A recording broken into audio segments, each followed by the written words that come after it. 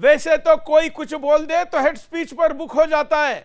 सुरेश चौहान के आगे रे बोल देता, इसको धर्म युद्ध बोल देता तो अब तक न जाने कितने एफआईआर हो जाते। लेकिन एक पूर्व न्याय मंत्री की भतीजी खुलेआम ऐलाने जंग कर रही है और कहीं कुछ नहीं हुआ है। नहीं, सुरेश जी अगर करते हैं तो ये बहुसंख्यक का अत्याचार है। हाँ, अगर वो कहते हैं तो प्रथम अधिकार है। तो भाई जब फार्मूले प्रथम अधिकार का है, लेकिन सलमान खुर्शीद साहब की भतीजी के द्वारा ऐसा कहना कोई नई बात नहीं है और अतिशयोक्ति भी नहीं, क्योंकि ये परिवार एक पश्तून परिवार है। मैं फर्रुखाबाद का हूं और ये फर्रुखाबाद में ही ये रहते हैं, ये परिवार वहीं से है। फिलहाल ये पश्तून परिवार है और इस परिवार में बड़े बड़े नाम हुए हैं जिन्होंने देश विभाजन में बड़ी भूमिका निभाई है। उन परिवारों में मैं जाकिर हुसैन का नाम हम सबको याद आ रहा होगा।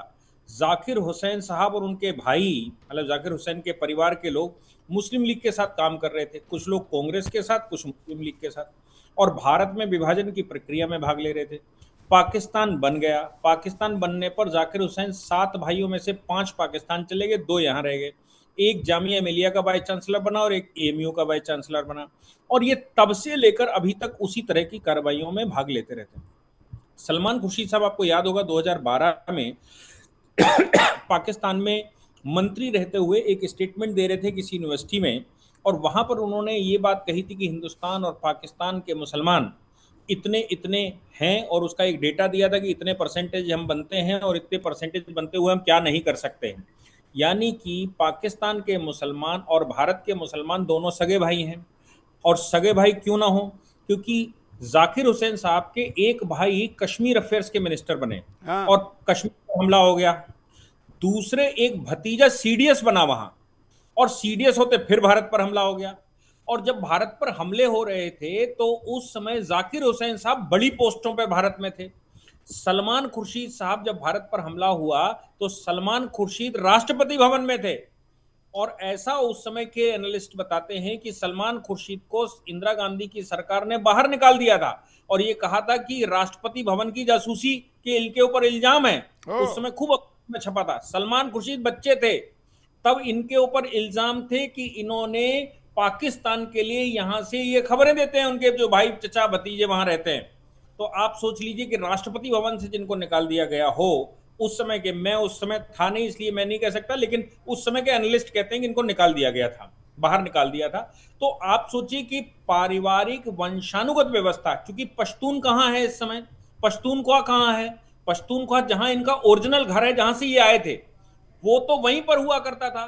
और फर्रुखाबाद उस समय देश की महान स्थानों में हुआ करता था। फर्रुखाबाद देश का ऐसा स्थान है जिसको पंचाल कहा जाता था। बिल्कुल। महाभारत युद्ध में फर्रुखाबाद मतलब पांचाल उस समय का मुख्य भूमिका में था। पांडवों की सेना केवल पंचालों की सेना थी, इसलिए सबसे समृद्ध भूमि पर ये लोग आकर बसे, और वहां बसने के बाद इन्होंने वहां भी वही परपंच फैलाया, और फिर ये राष्ट्रीय राजनीति में घुस गए।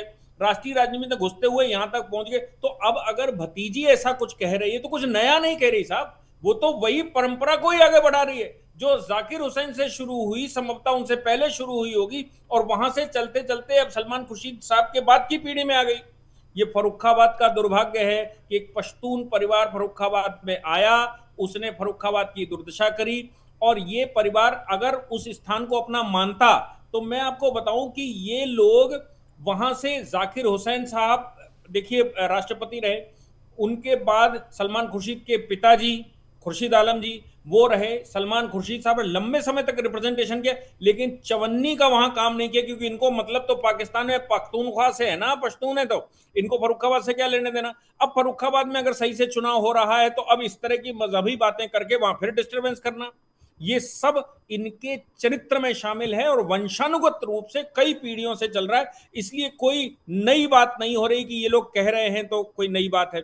लेकिन आप कहेंगे तो आप सुदर्शन हैं, आप कहेंगे तो आप हिंदू हैं, आप कहेंगे तो आप इंटॉलरेंस फैला रहे हैं, आप कहेंगे तो आप अल्पसंख्यकों को सता रहे हैं, आप कहेंगे तो हिंदुस्तान का सौहार्द खराब कर रहे हैं, आप कहेंगे तो कानूनों का उल्लंघन कर रहे हैं, और सुदर्शन अगर कहेगा तो सुदर्शन जो है वो कम्युनल हो जाएगा। लेकिन तो ये चलिए, कहेंगे तो सब अधिकार है, तो उस अधिकार का इस्तेमाल कर रहे हैं। बिल्कुल बिल्कुल, इसलिए बड़े विस्तार से आपने बताया।